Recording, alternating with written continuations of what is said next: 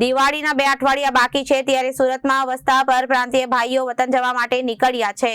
Udhna railway station પર મુસાફરોની લાંબી લાઈનો જોવા મળી હતી। ટિકિટ મળી ના શકી હતી તે માટે જનરલ ડબ્બામાં બેસવા માટે રાત્રે 9 વાગ્યાથી લાઈન લગાવીને મુસાફરો બેઠા હતા અને મુસાફરો દિવાળી, છઠ પૂજા અને બિહાર વિધાનસભાની ચૂંટણીને લઈને વતને જવા માટે નીકળ્યા હતા અને તાપી ગંગા ટ્રેન મારફતે મુસાફરો વતન જઈ રહ્યા છે।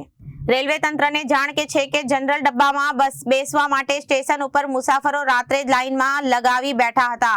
તેમ છતાં સ્ટેશન ઉપર આખા પ્લેટફોર્મ ઉપર મેડિકલની વ્યવસ્થાઓ કરવામાં આવી નથી અને મુસાફરો લાઈનમાં બેઠા હોય ત્યારે કેટલીક વખત કેટલાક મુસાફરો બેભાન થઈ જતા હોય છે। ત્યારે મુસાફરો માટે પ્લેટફોર્મ ઉપર મેડિકલની વ્યવસ્થા કરવી જરૂરી છે। દિવાળીને લઈ સુરત રેલવે સ્ટેશન પર મુસાફરોનો ભારે ધસારો જોવા મળી રહ્યો છે। ઉધના રેલવે સ્ટેશન પર મુસાફરોનું કીડિયારું ઉભરાઈ ગયું છે અને છઠ પૂજા માટે યુપી બિહાર જવા માટે ભારે ભીડ ઉમડી રહી છે। મુસાફરોને તે તકલીફ ના પડે તે માટે વધારાના કોચ પણ મુકાયા છે। મુસાફરોને સુવિધા આપવા અને મુસાફરોની માંગને પહોંચી વળવાના ઉદ્દેશ્ય સાથે આ વર્ષે પશ્ચિમ રેલવે છઠ્ઠ પૂજા તહેવારોની સિઝન દરમિયાન ઉત્તર પ્રદેશ, બિહાર, પશ્ચિમ બંગાળ, ઓડિશા સહિતના વિવિધ સ્થળો માટે વિશેષ ટ્રેનો દોડાવી રહી છે। આ વિશેષ ટ્રેનો પશ્ચિમ રેલવે દ્વારા સ્થળોએ ચલાવવામાં આવતી નિયમિત ટ્રેનો ઉપરાંત છે। મુસાફરોની માંગ અને સુવિધાને પહોંચી વળવા નિયમિત ટ્રેનોમાં વધારાના કોચ ઉમેરવામાં આવી રહ્યા છે। Bureau report, Janadesh news.